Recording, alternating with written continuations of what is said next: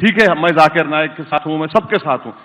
आपकी नजर में देश की धर्मनिरपेक्षता के लिए ज्यादा खतरा कौन है, जाकिर नाइक जैसे लोग या योगी आदित्यनाथ जैसे भगवाधारी लोग? पंडित नेहरू ने एक बात कही थी कि इस मुल्क को मेजॉरिटेरियन कम्युनिज्म से ज़्यादा खतरा है। तो मैं पंडित नेहरू की बात पर यकीन करते हुए कहूँगा कि आदित्यनाथ से मुल्क को खतरा है। एक नंबर 2 में अगर कोई नॉन मुस्लिम भाई हो तो सवाल कर सकते हैं। सलाम वालेकुम जाकिर भाई, मेरा नाम तुषार शाह है। मैं जैन गुजराती हूँ सर। मैं सिविल इंजीनियर हूँ, कॉमर्स ग्रेजुएट हूँ और MBA की डिग्री होल्ड करता हूँ और पूना में एज ए प्रमोटर बिल्डर काम करता हूँ सर। मुझे आपके बारे में हमारे एक मुस्लिम फ्रेंड के थ्रू मालूम पड़ा। उन्होंने आपका एक CD मुझे दिया जो कि वेज और नॉन वेज के ऊपर आपका डिबेट था सर, और वो आपने जैन लोगों के साथ किया था। वो मैंने देखा और मुझे बहुत अच्छा लगा सर, और मैं तब से आपका फ़ैन हुआ तकरीबन 5 साल पहले। उसके बाद मुझे आपसे ज़्यादा जानकारी कैसी मिले ये मैं खोज रहा था, तो मुझे QTV के बारे में पता चला और मैं आपको QTV पे देखना चालू कर दिया सर। उसके बाद में तो हमारी लॉटरी लग गई, पीस TV चालू हुआ सर। पीस TV तो 24 घंटे चलना चालू हुआ। और सर मैं यहाँ ब्रेक लेके बोलना चाहूँगा कि जितने भी जैन प्रिंसिपल्स है या जो भी राइट्स और रिचुअल जैन लोग फॉलो करते हैं, ये बचपन से लेके आज तक मैं समझने में फेल रहा हूँ सर।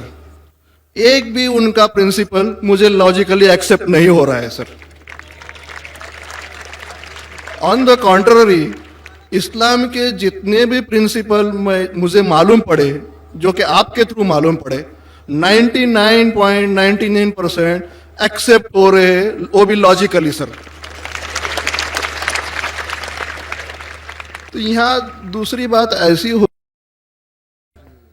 सर, ऐसा हुआ है कि पीस TV से मुसलमान लोगों को तो बहुत फायदा होता नजर आ रहा है, लेकिन उससे कहीं ज्यादा फायदा इस्लाम के बगैर जो मजहब है उनको होता नजर आ रहा है सर। इसका कारण मुझे जो ध्यान में आ रहा है ये है कि इस TV थ्रू बगैर इस्लामी मजहब की जो किताबें हैं उस पर रोशनी डाली जा रही है सर। और अब मैं सीधे अपने सवाल पे आता हूं सर। जैसे मैंने कहा कि जैन लोगों का एक भी प्रिंसिपल लॉजिकली मेरे समझ के बाहर है, और इस्लाम के जितने प्रिंसिपल मैंने सुने हैं 99% प्रिंसिपल्स मुझे लॉजिकली एक्सेप्ट है सर।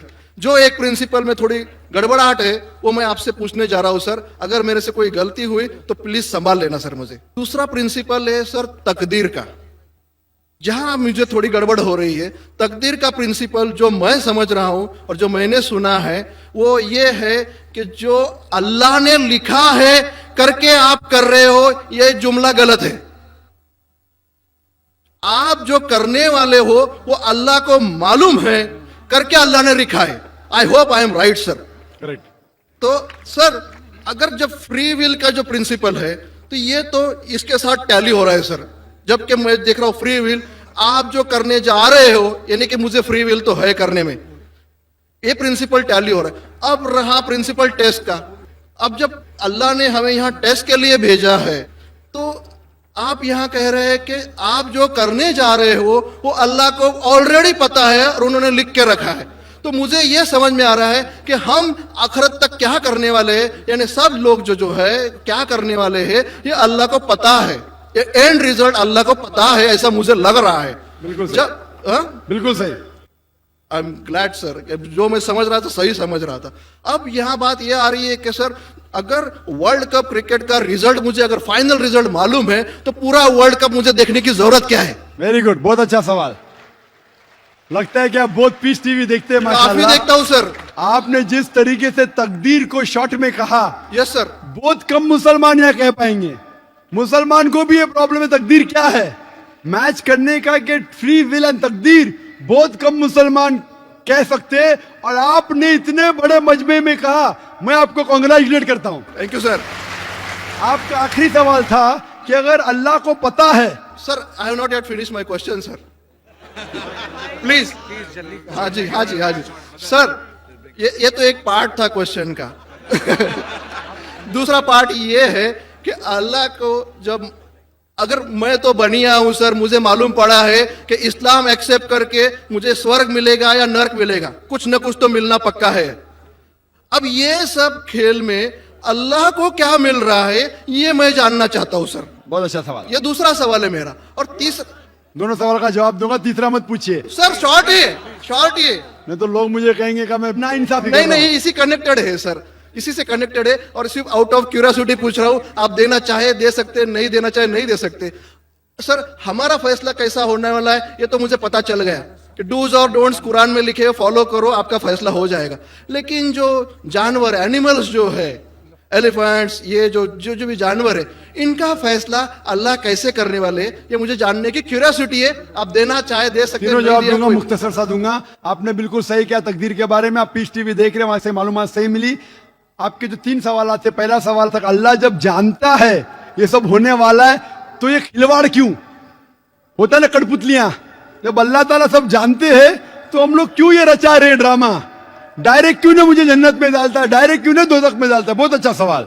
सबसे पहले ये सवाल कि अगर अल्लाह सुब्हाना व तआला आपको बोलेगा अच्छा ये आदमी अच्छे काम करने वाला है, इसको जन्नत में डाला, ये आदमी बुरे काम करने वाला है, दोजख में डाला, और डायरेक्ट अगर दुनिया में आने के बिना जन्नत में डालेगा, दोजख में डालेगा, जन्नत में वाला तो एतराज नहीं करेगा, दोजख में डालने वाला कहेगा आप मुझे दोजख में क्यों डाल रहे, मैंने क्या गुनाह किया। अल्लाह ताला कुरान में ये लिखा है, आखिरत के दिन में आप अल्लाह से ये नहीं कहेंगे क्या वो नाइंसाफी कर रहे, आपके जिस्म आपके खिलाफ गवाही देंगे, आपके फेवर में गवाही देंगे, आपके आंख, आपके हाथ, आपके हर जिस्म के अंग अंग आपके फेवर और खिलाफ में गवाही देंगे, आपके आगे सब कुछ स्पष्ट रहेगा। तो आप अल्लाह से ये नहीं कहेंगे कि आप मुझे दोजख में क्यों डाल रहे, आप कहेंगे मुझे और एक मौका दो। अल्लाह कहेगा टेस्ट खत्म हो गया है।